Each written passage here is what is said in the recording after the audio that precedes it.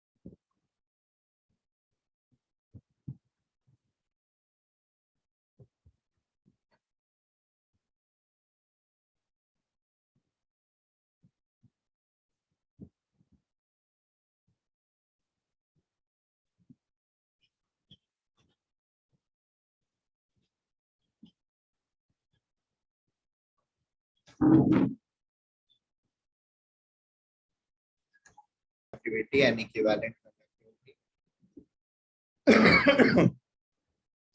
Plus इसके अलावा एक चीज और भी देखा था,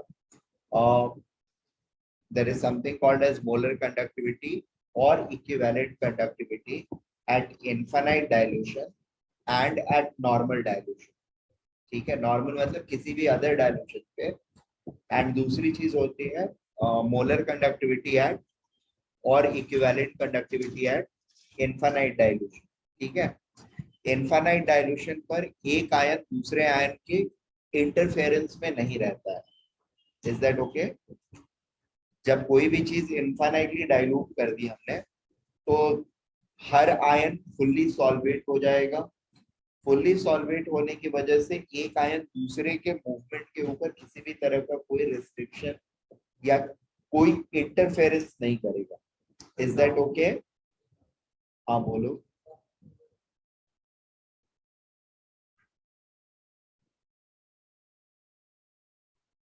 तो there was something called as, इसको इनफाइनाइट डाइल्यूशन वाले को हम लोग इस तरीके से या फिर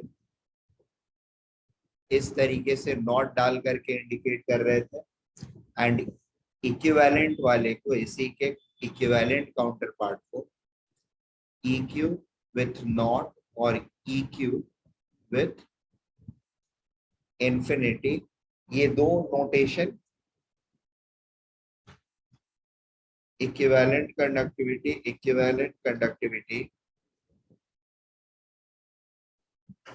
एट इनफाइनाइट डाइल्यूशन, और ये वाला है molar conductivity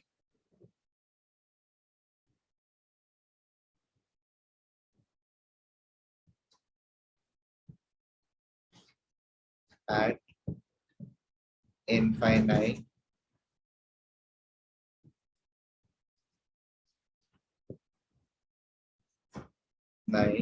dilution. Post this, ये नोटेशन सिर्फ बताने के लिए, लास्ट लेक्चर में इनका मतलब वगैरह सब बता दिया था मैंने, फिर से जस्ट सोचा रिकैप कर देता हूँ. Next thing is mobility of ions, and obviously solution, electrolytic solution में conduction is happening primarily because of movement of ions. ठीक है, जितने आयंस होंगे और आयंस जितने मोबाइल होंगे उनकी मोबिलिटी जितनी होगी उसी के हिसाब से हमारा कंडक्टिविटी रहेगा. ठीक है, तो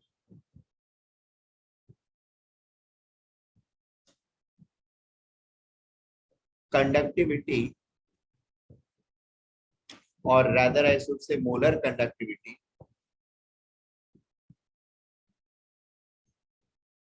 molar, ये लेफ्ट वाला नहीं दिख रहा होगा ना, अभी दिख रहा है. molar conductivity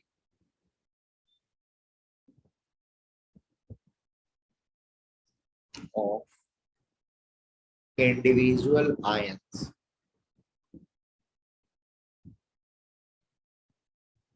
are indicated. ये वाला क्या साइन है? What is this sign? Lambda, capital lambda. ठीक है, are indicated. Sir last lecture तो हम लोग ने किधर तक किया था? मैंने एक पेज छोड़ा है तो मुझे समझ नहीं आ रहा किसके लिए छोड़ा है मैंने वो पेज. क्या क्या? लास्ट लेक्चर हम लोग ने पहले तो वो रॉन्ग लिख दिया, फिर हम लोग ने करेक्ट कर दिया था ना. हाँ, के बाद मैंने इक्विवेलेंट कंडक्टिविटी तक लिखा है, तो उसके आगे कुछ नहीं था ना. नहीं उसके आगे नहीं, उसके आगे ये वाले फॉर्मूलेज मैंने जस्ट फिर से लिख दिए हैं, और अभी जो लिखने जा रहा हूँ यहाँ से बेसिकली आपका चालू हो रहा है ये. और ये भी तो लिखवाया था ना, molar conductivity at infinite dilution के लिए ये नोटेशन ऐसा होता है. और अगर हाँ ये वो सब नोटेशन बताइए. नहीं डाल रहे हैं that means that is not at infinite dilution, that at, that is at some other dilution. हाँ ठीक है, ये बताया था ना.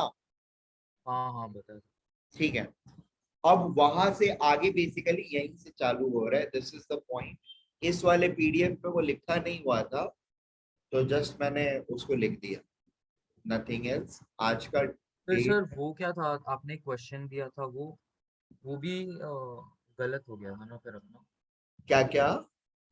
एक क्वेश्चन आपने दिया था, resistance of solution A is 50 and वो, तो उसका जो हम लोग को आंसर आया था वो भी अभी वैलिड नहीं है ना.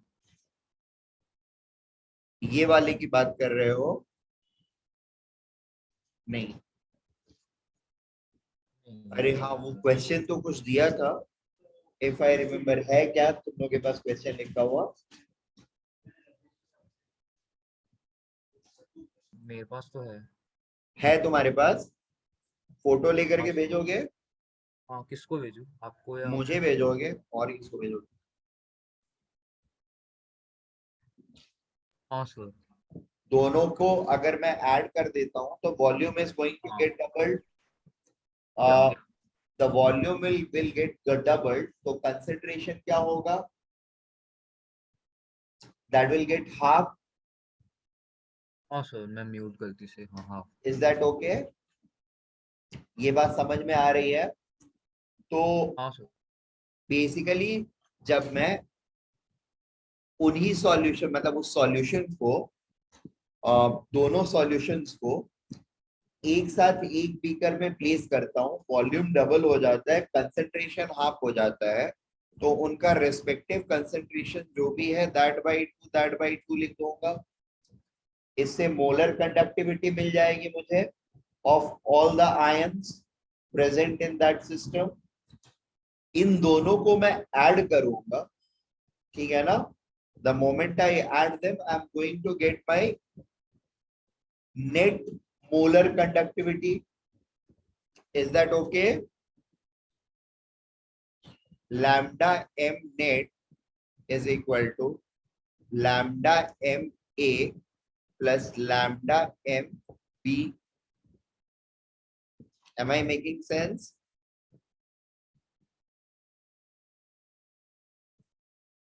So the हाँ first sir. one becomes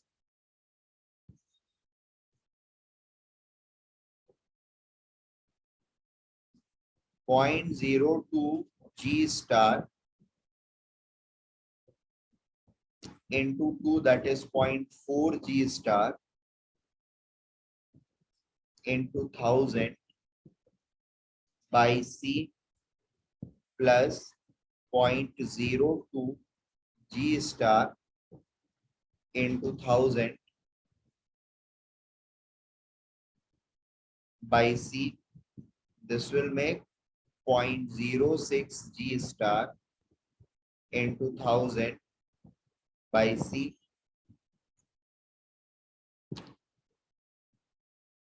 Is this okay? Hello, हाँ सर। ठीक है। तो हमें निकालना क्या था? What will be the resistance of the mixture? Lambda आ गया, इसका कापा क्या रहेगा?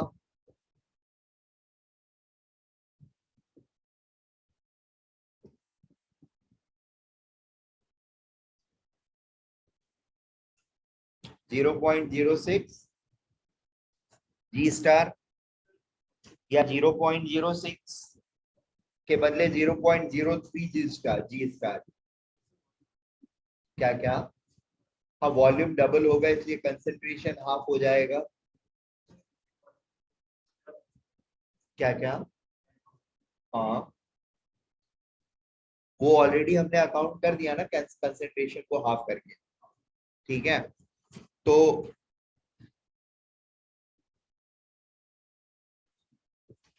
कापा is equal to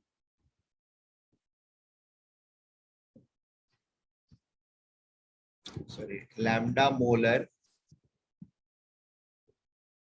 into C by 1000. Is that okay?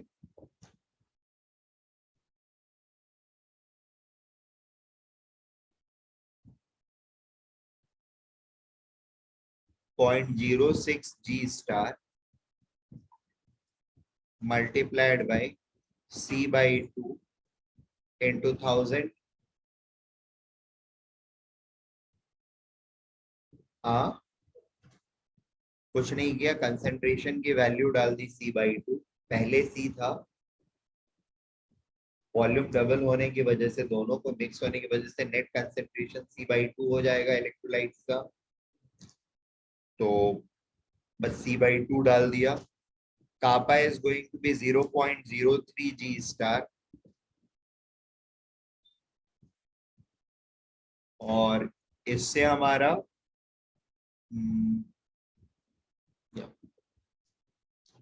Ji net आ जाएगा। जी नेट क्या आ गया?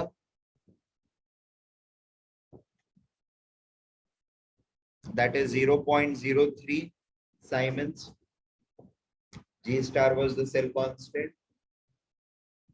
ये समझ में आया या कोई डाउट है? पक्के से ना? जी नेट आ गया तो आर इक्विवेलेंट क्या, आर नेट क्या होगा? 1 by G net, that is 1 by 0.03 Siemens, that is 33.3 omega. क्या? कौन से स्टेप के बाद? ये वाले के बाद। ये वाले के बाद मैंने, ये तो मेरा लैम्डा नेट आ गया, ठीक है। फिर से मैंने इस वाले इक्वेशन में इसको डाला, लैम्डा नेट को डाला, कंसेंट्रेशन को डाला,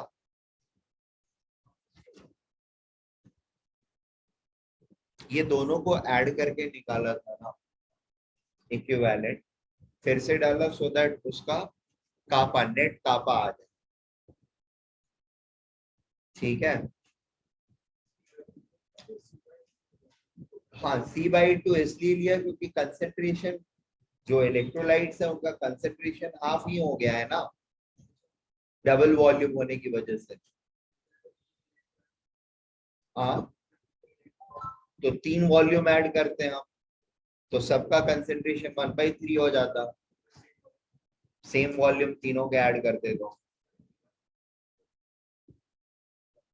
क्या यहाँ पर इंडिविजुअल कंसेंट्रेशन को लिया है, कहा यहाँ पे क्या,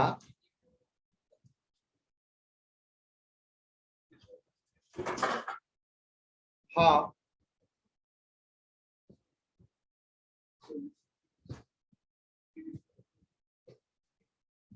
क्या क्या, हम्म, एक सेकेंड रुक जाओ।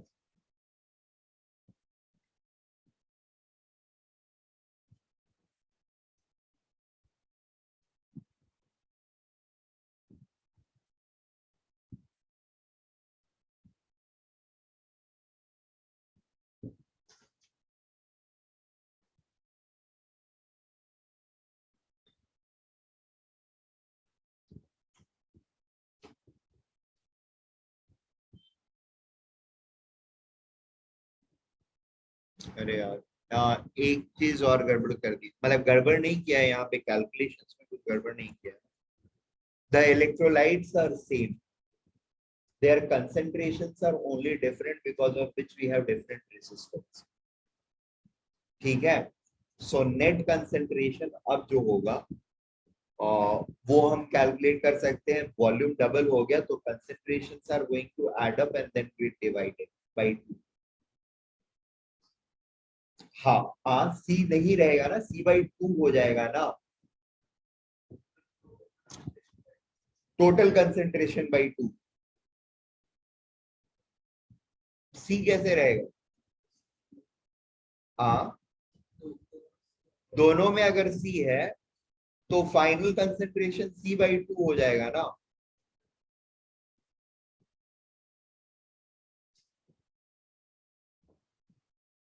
मैं गड़बड़ बोल रहा हूँ क्या?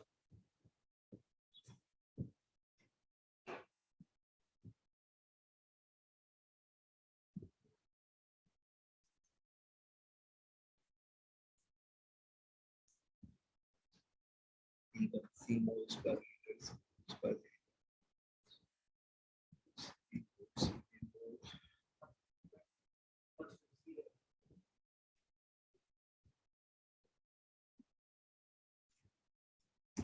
C1।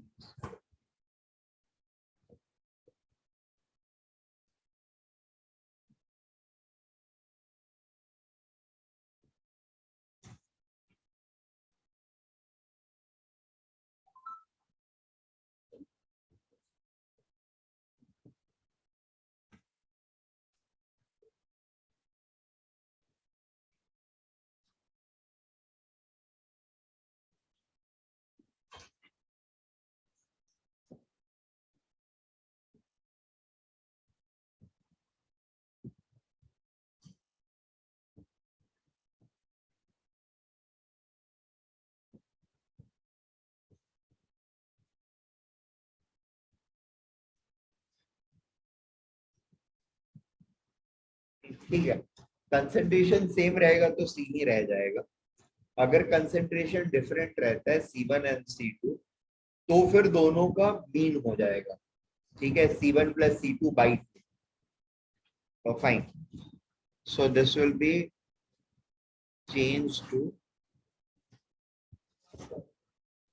क्या क्या, मैं एक्चुअली डबल वॉल्यूम हुआ है ना, C1V C2V, उसको मतलब एवरेज ही ले रहा था, बट मैं उस कैलकुलेशन में गलती कर दे रहा, मेंटल करने में गड़बड़ कर दे रहा था, इसलिए C/2 लिख दे रहा था, ठीक है। दोनों का मीन होगा C1 प्लस C2/2 रहेगा, ठीक है। अगर दोनों का अलग अलग कंसेंट्रेशन है तो, सेम कंसेंट्रेशन है तो finally it is going to C only, ठीक है। तो the numbers are going to change a bit.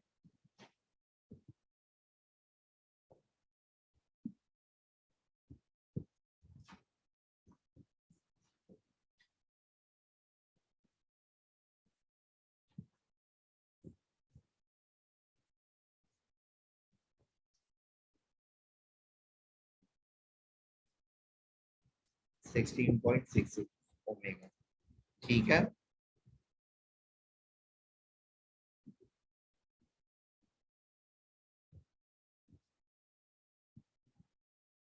Okay, यहाँ पर next thing is molar conductivity of individuals are ions are indicated by this format, ये small lambda and respective ions का नाम लिखते हैं। यहाँ पर भी we have two types, equivalent हो सकता है एज वेल एज मोलर हो सकता है, ठीक है।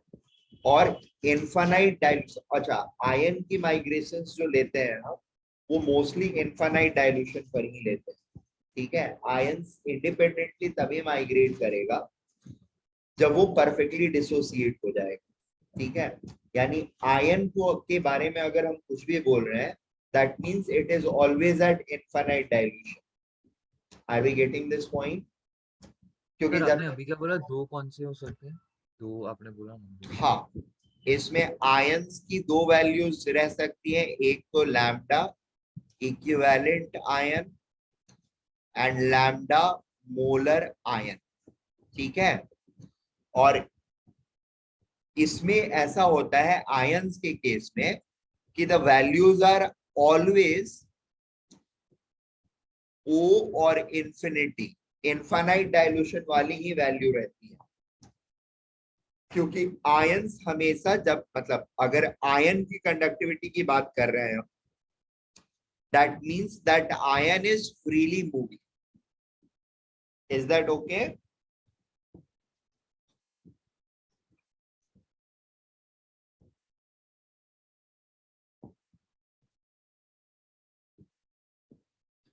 इलेक्ट्रोलाइट की कंडक्टिविटी इनफाइनाइट डाइल्यूशन पे भी हो सकती है, नॉन इनफाइनाइट डाइल्यूशन पर भी हो सकती है, ठीक है। बट आयंस की मोबिलिटी हमेशा इनफाइनाइट डाइल्यूशन पर ही रहेगी, यानी जब वो इंडिपेंडेंट रहेंगे तभी वो कंडक्ट करेंगे। जब तक किसी चीज के साथ एसोसिएटेड है, किसी कोई आयन दूसरे आयन के साथ एसोसिएटेड है, तो वो न्यूट्रल है, इट वोंट बी कंडक्टिंग। ये बात समझ में आ रही है? इसमें कोई डाउट? क्या हुआ अथर्व देश पांडे? हाँ सर, समझा आपने, मेरा कोई डाउट ओके, अब नेक्स्ट थिंग ये होती है, मतलब next thing is just Kohlrausch law. But sir वो स्पेसिफाई नहीं होगा क्योंकि हम लोग ने पढ़ा क्या? है ना, इक्विवेलेंट कंडक्टिविटी हो सकती है या फिर मोलर कंडक्टिविटी। नहीं सुनाई नहीं दे रहा, थोड़ा सा लाउड बोलो या पास आके सर बोलो वो ना। हम लोग वो स्पेसिफाई होगा ना कि मोलार कंडक्टिविटी होगा या इक्विवेलेंट कंडक्टिविटी। हाँ, या तो स्पेसिफाइड होगा और नहीं स्पेसिफाइड होता है तो you have to catch it from the unit. इसका यूनिट क्या हाँ रहेगा? इसका यूनिट क्या रह सकता है? Siemens centimetre square per equivalent और siemens metre square per equivalent, हाँ राइट। और इसका क्या रहेगा? साइमन सेंटीमीटर स्क्वायर पर मोल और साइमन्स हाँ, मीटर मीटर स्क्वायर पर मोल। स्क्वायर। तो इससे बेसिकली आप कैच करेंगे चीजों को, whether it is like molar conductivity या इक्विवेलेंट कंडक्टिविटी क्या है, ठीक है।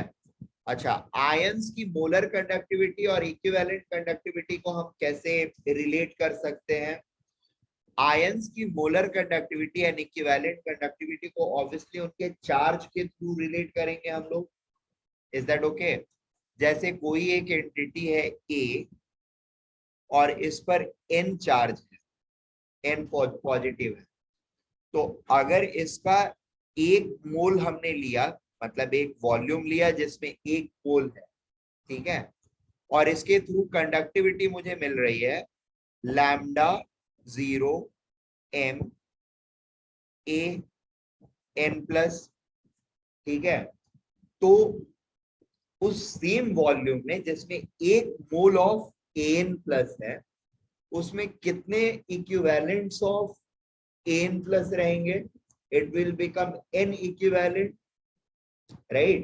The same volume which was containing or which is containing n moles of, sorry, 1 mole of n plus, that means same solution is containing n equivalents of n plus Am I making sense?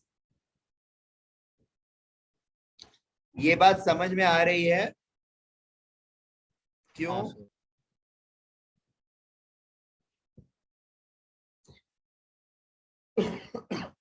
एक मोल अगर मेरे पास N plus है तो कितने equivalents of N plus है मेरे पास? N equivalent. एक मोल है, मान लो उसका मॉलिक्यूलर वेट है m, तो मेरे पास m ग्राम पड़ा हुआ है और उस आयन पर चार्ज है n प्लस, तो इसका इक्विवेलेंट वेट क्या होगा? m by n। आपके पास वेट कितना पड़ा हुआ है? m, डिवाइड करोगे इक्विवेलेंट वेट से तो क्या आ जाएगा? n equivalents. ठीक है ना? तो अगर एक मोल पड़ा हुआ है उस पे चार्ज n है, तो that means I have n equivalents of n plus in the same volume of solution. that means this conductivity which I am having, or this molar conductivity which I am having, is because of n equivalents. और equivalent conductivity क्या होती है? The conductivity because of one equivalent of ions, right? The conductivity, equivalent conductivity is defined as conductivity because of one equivalent of n plus ions. ये कितने की वजह से है? n मोल्स, n इक्विवेलेंट्स की वजह से। तो that means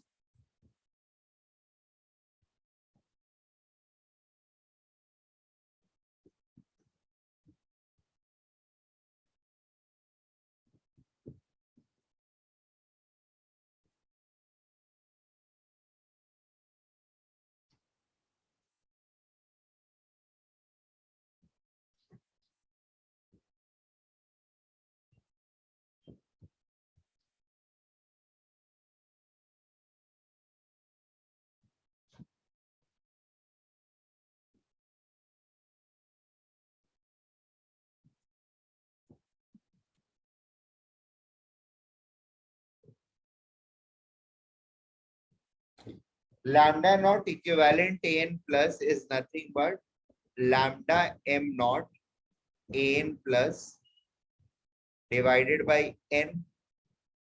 Is that okay? Molar conductivity divided by n is equal to equivalent conductivity. ठीक है ना?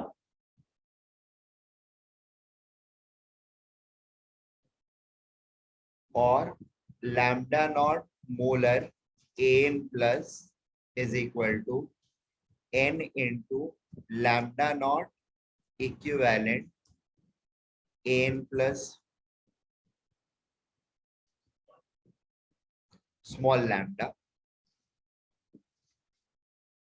Capital lambda is for compound electrolyte, complete electrolyte. These small lambdas are there to indicate the conductivity due to, or molar conductivity due to individual ions. ठीक है? सो यहां तक की चीज समझ में आ गई? ओके। अब इनफाइनाइट डाइल्यूशन पर, हाँ ठीक है, आगे सॉल्व करते हैं, ये कंप्लीट करके। ओके, नेक्स्ट चीज ये है कि at infinite dilution individual ions जितना कंट्रीब्यूट करेंगे कंडक्टिविटी में, that will get added up to give the net conductivity because of all the ions present at infinite dilution.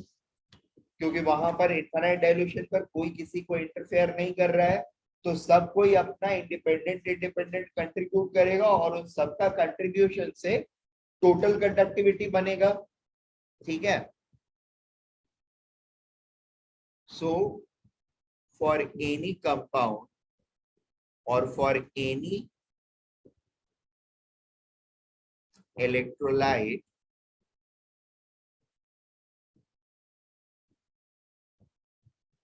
at infinite, or for any electrolyte under any condition, ठीक है, the net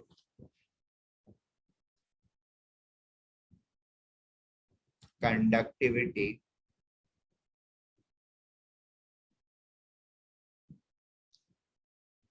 will be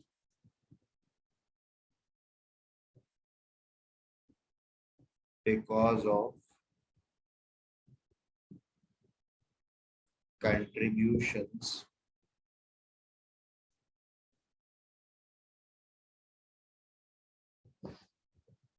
from constituent ions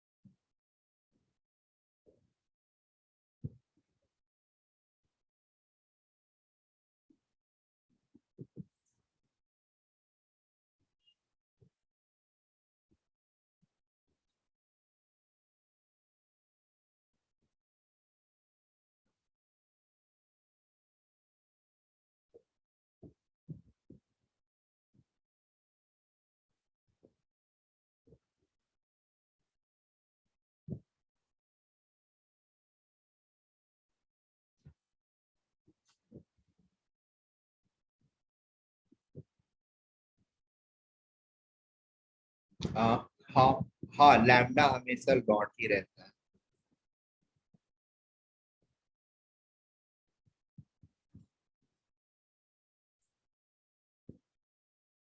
या एक second इसका notation थोड़ा सा change कर ए x B Y कर देता हूँ क्योंकि m यहाँ पर मोलर के लिए ले रहे हैं so that might become confusing so I'll change it to x and y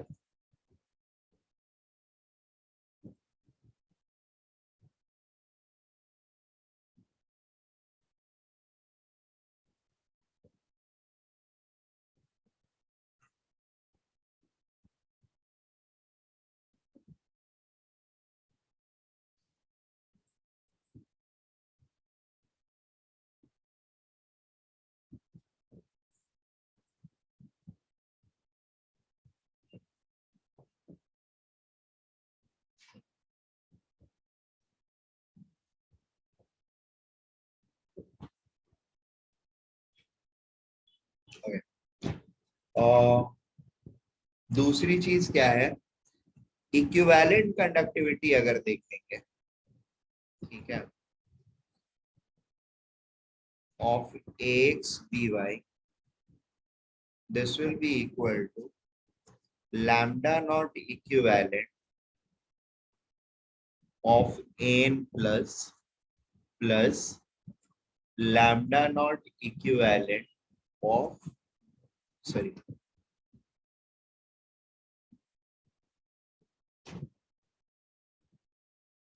ay plus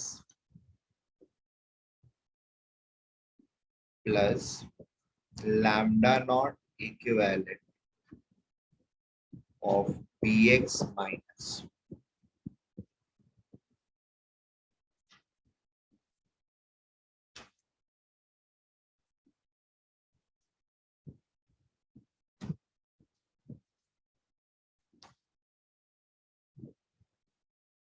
ये बात समझ में आ रही है ना कोई इशू नहीं है बेसिकली होता ये है कि एक इक्विवेलेंट ऑफ ax by में we always will have one equivalent of ay plus and one equivalent of bx minus ठीक है सो इसमें कंडक्टिविटीज जो होती है सिंपली ऐड होकर के इक्विवेलेंट कंडक्टिविटी ऑफ कंपाउंड बन जाती है इलेक्ट्रोलाइट बन जाती है नहीं इक्विवेलेंट में मल्टीप्लाई नहीं करना होता है ठीक है क्योंकि एक इक्विवेलेंट ऑफ कंपाउंड में we will always and always have only one equivalent of constituent ions we cannot have more equivalents ठीक है सो यहाँ पर मल्टीप्लाई नहीं करना होता है अब आप किस फॉर्म में इसको यूज करना चाहते हो that totally depends on you both of them are related and they are going to give you the same values अगर किसी तरह का कोई डाउट है तो फिर आप पिछले वाले एक्सप्रेशन को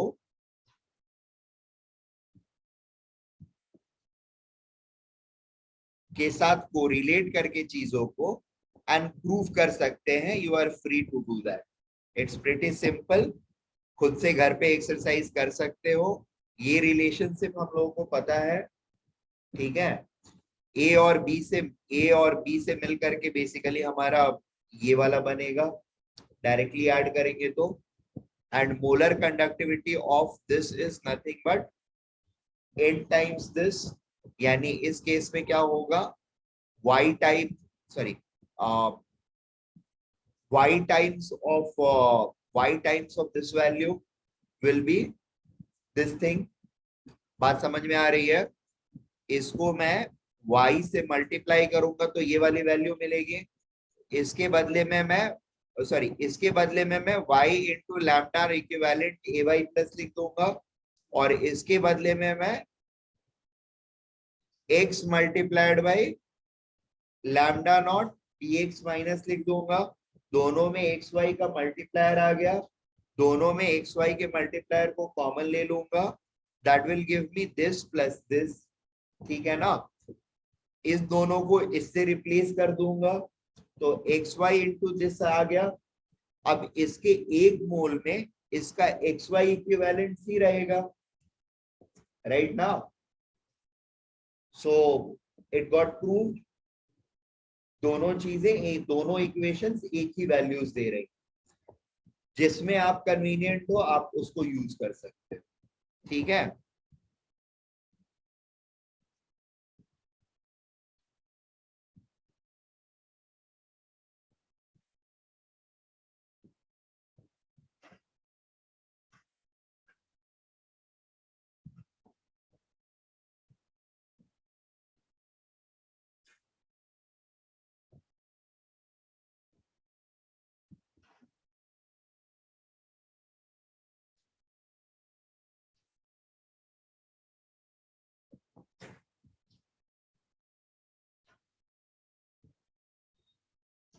Okay.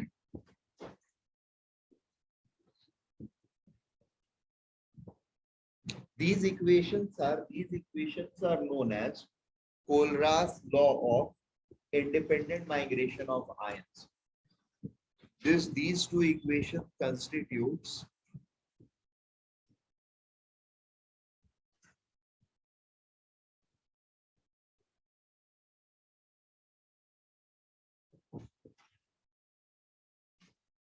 law of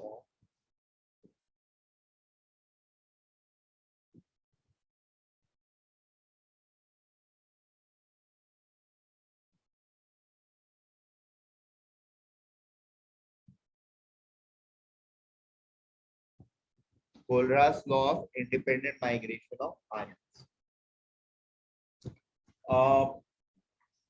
There is one more thing, like generally strong electrolytes जो होते हैं, ठीक है।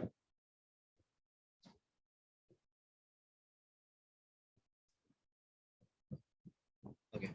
Next thing is इसी पे related या based है, that is called Debye-Huckel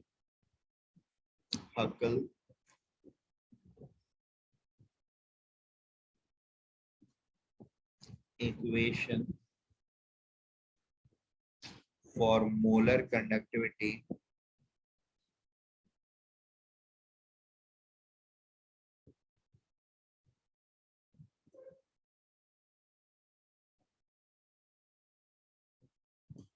of electrolytes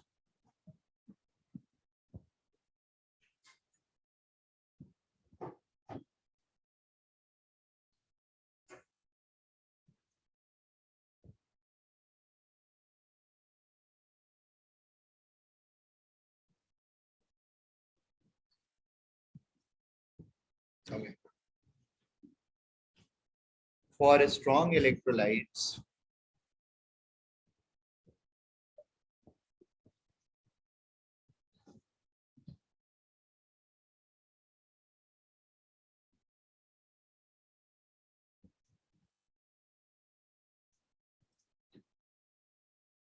relationship is relatively simpler.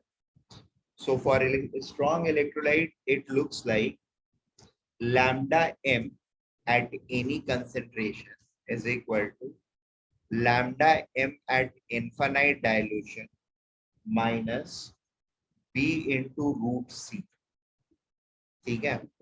This happens where c is concentration in moles per liter. For weak electrolytes, क्या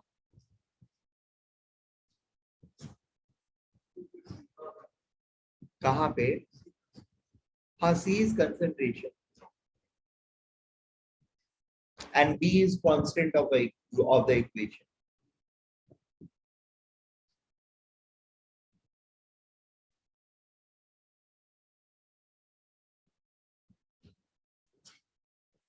We will have different values for different electrolytes.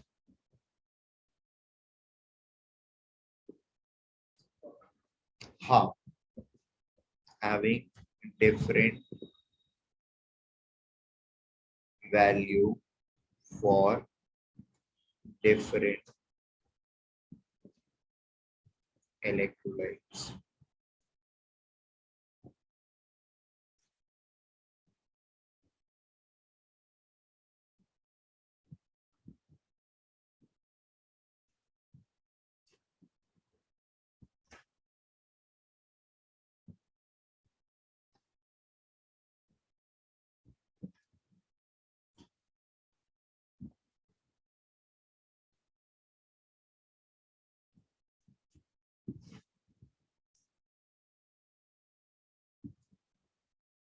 Okay. So if I'm going to plot the graph for variation of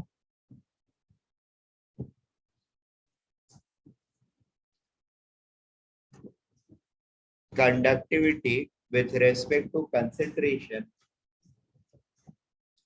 lambda molar, it is going to look something like this for strong electrolytes, whereas for weak electrolytes it is going to look something like this.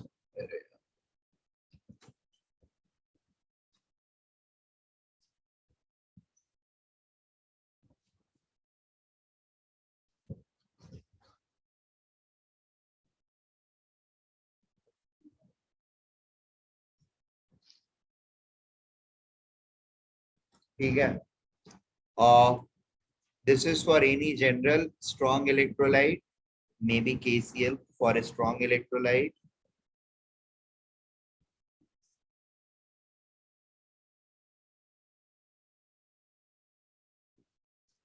ठीक है? And it is guided by this expression. ये किसी भी weak electrolyte के लिए, for weak electrolyte. ठीक है? Not only this,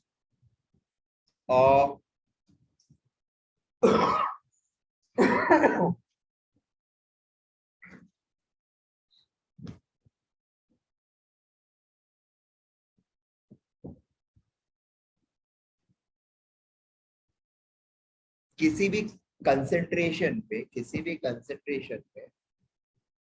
degree of dissociation मेरे इलेक्ट्रोलाइट्स का कितना है, ठीक है ना? That can be related using this molar value and infinite dilution molar value. ठीक है? लैम्डा, हाँ, lambda infinity by lambda M by lambda infinity. ठीक है? Non infinite dilution by infinite dilution का रेशियो जो होगा वो मुझे डिग्री ऑफ डिसोसिएशन देगा. Is that okay? ये बात समझ में आ रही है कि जब सारे के सारे टूट के अलग हो गए हैं, इंडिपेंडेंटली मूव कर रहे हैं, तब वो इनफाइनाइट वाली वैल्यू दे रहा है. जब सारे नहीं टूटे हुए हैं, कुछ portion of it has been broken down, तो कंडक्टिविटी मेरी ये है. इन दोनों का रेशियो जो होगा that is going to give me degree of dissociation. क्योंकि जो डिसोसिएटेड नहीं है वो कंडक्ट नहीं करेगा. राइट ना? सर ऊपर का दिखाओ ना. ओके. अच्छा देखो, अब स्ट्रॉन्ग इलेक्ट्रोलाइट्स का तो हम इजीली कैलकुलेट कर सकते हैं वैल्यूज इनफाइनाइट डाइल्यूशन का। किसी भी दो कंसेंट्रेशन पे ले लिया, इसको रिवर्स कैलकुलेट किया तो मुझे मिल जाएगा। दो कंसेंट्रेशन पर कंडक्टिविटी की वैल्यू स्ट्रॉन्ग इलेक्ट्रोलाइट्स की ले ली तो मुझे इनका इनफाइनाइट वैल्यू मिल जाएगा। ठीक है, हर बार इनफाइनाइट वैल्यू निकालने की जरूरत नहीं पड़ेगी। अच्छा, वीक इलेक्ट्रोलाइट्स के साथ क्या होता है, they may not dissociate 100% before actual 100% dilution, infinite dilution, और उनका इनफाइनाइट डाइल्यूशन वैल्यू जो होगा that is going to come at a very large volume. तो एक्सपेरिमेंटली उस चीज को डिटरमाइन करना, it becomes a difficult task. ठीक है, so what we do is basically हम कॉम्बिनेशन ऑफ स्ट्रॉन्ग इलेक्ट्रोलाइट्स लेते हैं। ठीक है, अब कैसे कॉम्बिनेशन लेते हैं, I take up an example to illustrate that. ठीक है, जैसे मुझे मान लो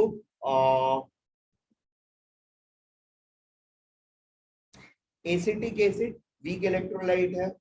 ठीक है, उसकी कंडक्टिविटी निकालनी, ठीक है ना। तो एक्सपेरिमेंटली उसका डाइल्यूशन मैंने 1 मोलर पे, 1 मोलर डाइल्यूशन या 1 मोलर के कंसेंट्रेशन पे उसकी कंडक्टिविटी निकाल ली। ठीक है, अब रही बात इनफाइनाइट डाइल्यूशन पे मैं कैसे निकालूंगा, क्योंकि इन दोनों का रेशियो मिलेगा तो मुझे डिग्री ऑफ डिसोसिएशन मिल जाएगा, और डिग्री ऑफ डिसोसिएशन मिल गया तो उसका अल्फा मिल जाएगा, तरीके मिल जाएगा, राइट ना। तो थर्मोडायनेमिक, शुरुआत में मैंने बोला था कि इससे थर्मोडायनेमिक पैरामीटर्स को हम कैलकुलेट करते हैं। This is how we do it. ठीक है, so what we do is मुझे निकालना है molar conductivity of CH3COOH at infinite dilution. अब मैं क्या क्या चीजें पिक करूं सो दैट मैं इसकी इनफाइनाइट डाइल्यूशन वैल्यू निकाल सकूं। एंड साथ में वो चीजें क्या होनी चाहिए, स्ट्रॉन्ग इलेक्ट्रोलाइट्स होनी चाहिए। स्ट्रॉन्ग इलेक्ट्रोलाइट्स होंगी तो सम कॉम्बिनेशन ऑफ उनका मिला करके मैं इसको कैलकुलेट कर सकता हूँ, राइट। तो मैं 3 चीजें पिक करूंगा। ठीक है, क्या क्या पिक करूंगा, एक पिक करूंगा सोडियम एसीटेट। ठीक है, sodium acetate is a strong electrolyte, 100% break कर जाएगा, या नहीं भी करेगा तो वो स्ट्रॉन्ग इलेक्ट्रोलाइट है, दो कंसेंट्रेशन पर वैल्यू लेकर के इनफाइनाइट डाइल्यूशन का मैं कैलकुलेट कर सकता हूं इजीली। क्या, हाँ, कैसे कर सकता हूं, अरे 2 पॉइंट कोई भी ले लूंगा मैं तो ये लाइन मेरा बन जाएगा ना, ग्राफ। और ये ग्राफ जिस पॉइंट पर यहां पर इंटरसेक्ट करेगा that is nothing my but my lambda M infinity, है ना। ये लाइन जीरो कंसेंट्रेशन लाइन रहेगा, तो कंसेंट्रेशन जीरो हुआ तो जहां पर भी वो इंटरसेक्ट करेगा इसकी वैल्यू होगी। ये बात समझ में आ रही है अथर्वदेश पांडे? हाँ हाँ, ये समझ में आ रहा है। आया ना। पर वो तो इक्वेशन से ही पता चलता है ना। अरे बुद्धू, वो सिर्फ स्ट्रॉन्ग इलेक्ट्रोलाइट के बारे में, हाँ इक्वेशन से भी पता चलेगा, बिल्कुल पता चलेगा, no doubt about it. But वो इक्वेशन के लिए भी 2 वैल्यूज निकालनी पड़ेगी ना, या फिर बी की वैल्यू पहले से पता हो तुमको। हाँ,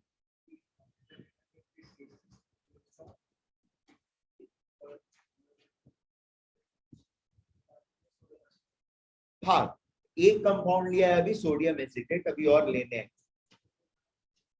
सर इसके ऊपर का मुझे नोट करना था। ठहर जा 2 मिनट, फिर उसके बाद नोट करना। हाँ हाँ बोलो। हाँ। अभी किया कुछ नहीं, अभी तो एक ही कंपाउंड को लिया है, अभी और 2 कंपाउंड लूंगा, फिर कॉम्बिनेशन बनाऊंगा, फिर इसका बनेगा। ठीक है, सो वेट। सो पहला कंपाउंड मैंने लिया एसीटेट, सोडियम एसीटेट ले लिया, ये एक स्ट्रॉन्ग इलेक्ट्रोलाइट है। दूसरा स्ट्रॉन्ग इलेक्ट्रोलाइट मैं लूंगा HCl। ठीक है, ये भी स्ट्रॉन्ग इलेक्ट्रोलाइट है, ऑलमोस्ट 100% डिसोसिएट करेगा।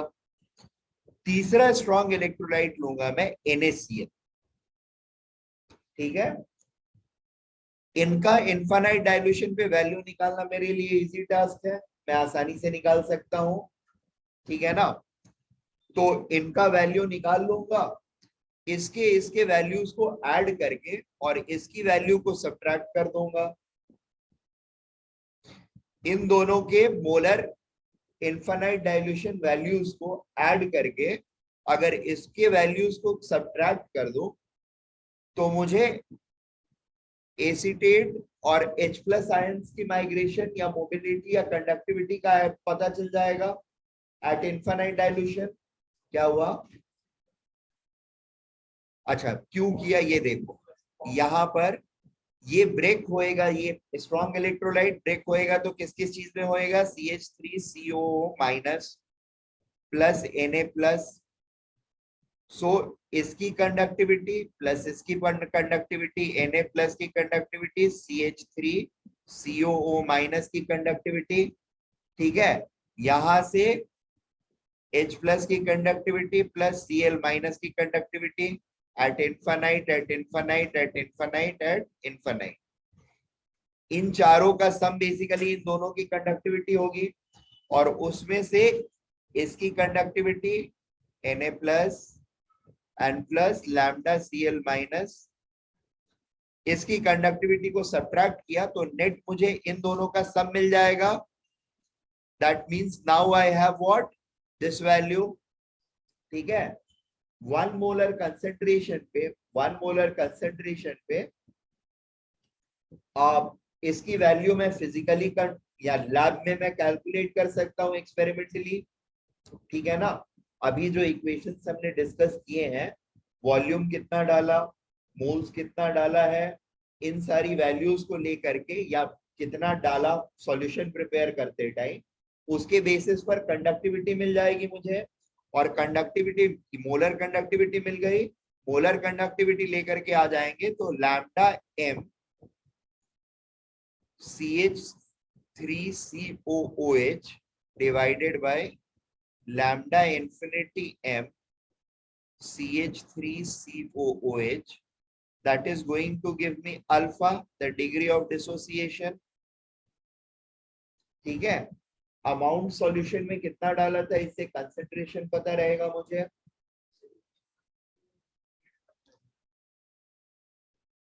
इन्हीं एक्सपेरिमेंट से न्यूमरेटर वाली वैल्यू पता चली। हाँ, कितना कंडक्टिविटी आ रहा है, मोलर कंडक्टिविटी, हाँ, by putting whatever amount you are putting into it, ठीक है।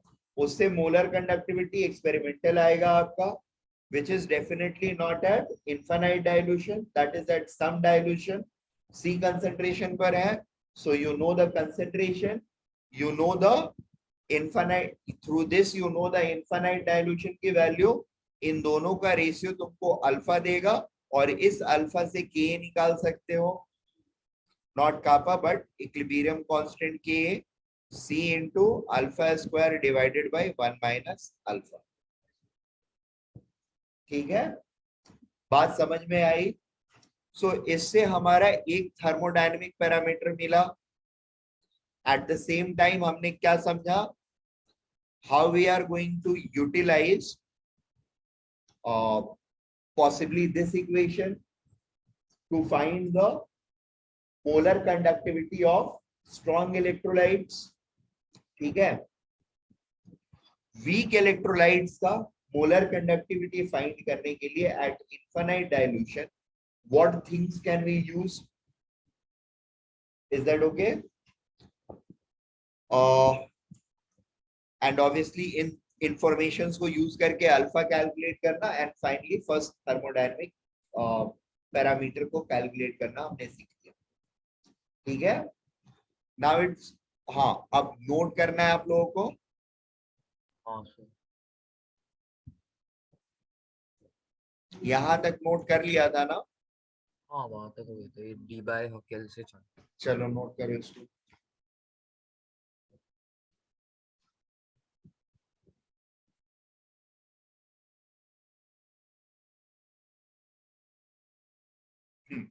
अभी अभी तो पूछ लो।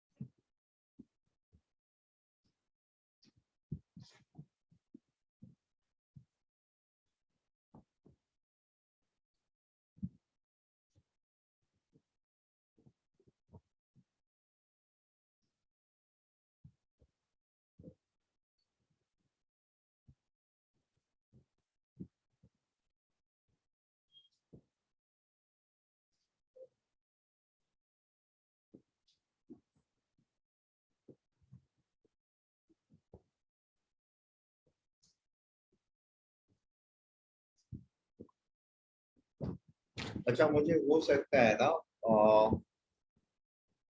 अगले 1 या 2 वीक में किसी भी मतलब 1-2 वीक के बाद वाले वीक में, मतलब या तो नेक्स्ट टू नेक्स्ट वीक या फिर उसके अगले वाले वीक 5-7 दिन के लिए घर जाना पड़ेगा। ठीक है। हाँ। नहीं।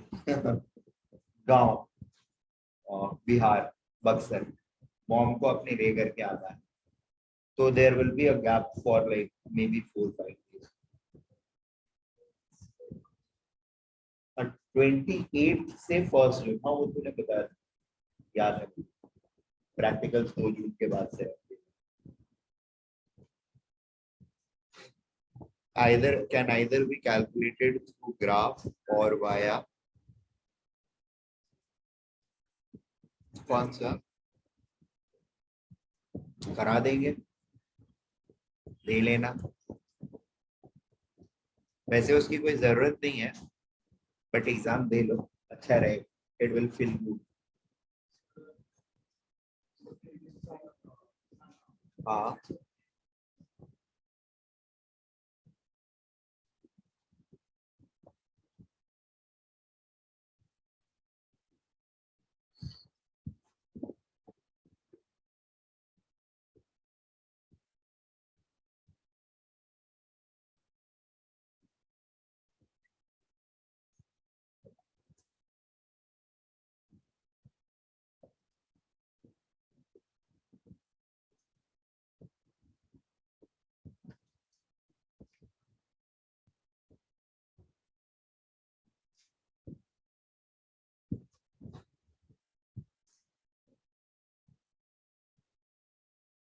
हो गया।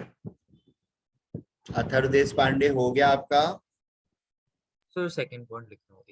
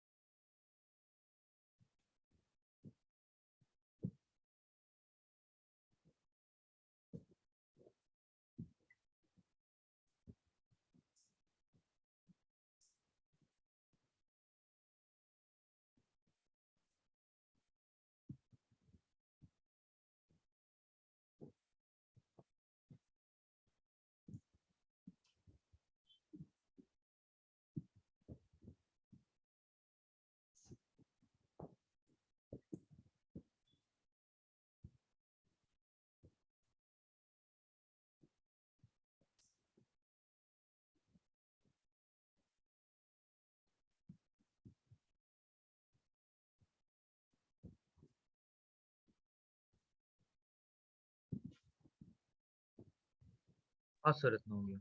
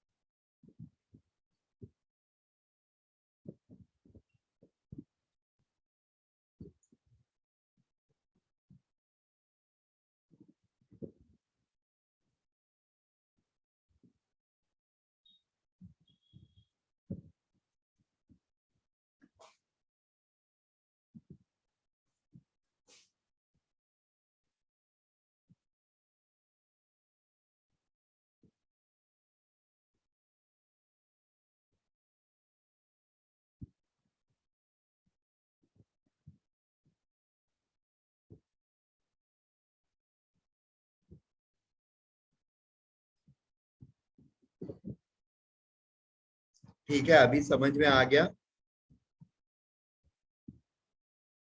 मतलब अभी कैसे लिखना है पता चल गया? हाँ हाँ सर, अभी लिखना है खाली। गुड।